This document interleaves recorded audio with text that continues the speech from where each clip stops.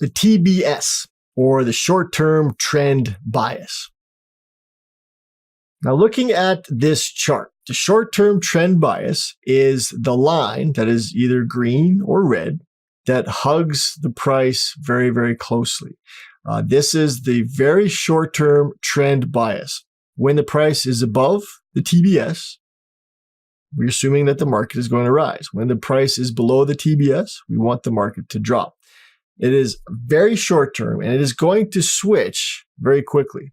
It is going to have the market making small adjustments, and doing so, the TBS is going to determine whether the very, very short-term trend is going to change.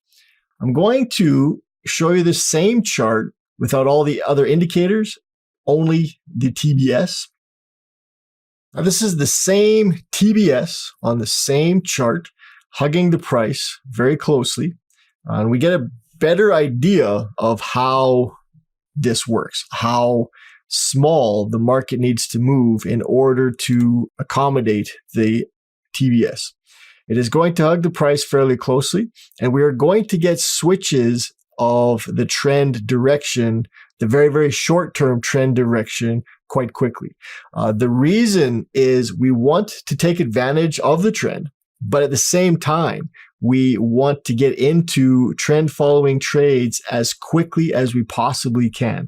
This indicator hugs the price so closely that when we get these triggers, when we get these signals, that we'll be in a trade at the soonest possible time. This indicator is very powerful. Now, I'm going to show you a really cool aspect to this indicator too. We have a couple instances where the market drops, but the TBS does not change sides. There's an instance where the market rises, but the TBS does not change sides. It sticks to the side that it is very sure that that trend is going to remain in. Again, it's a very short-term trend, so we are going to have the flip-flop fairly regularly, but when we do get some sort of non-committal as far as a trend change goes, the TBS often doesn't get fooled by that. It is going to follow the price up or down in an attempt to keep us on the right side of the trade. When we get signals from the TBS, they are going to be in relation to three other indicators. It is not going to work on its own. You're going to get several choppy signals if you're trading it by itself. We are going to be using it in conjunction with the three other indicators.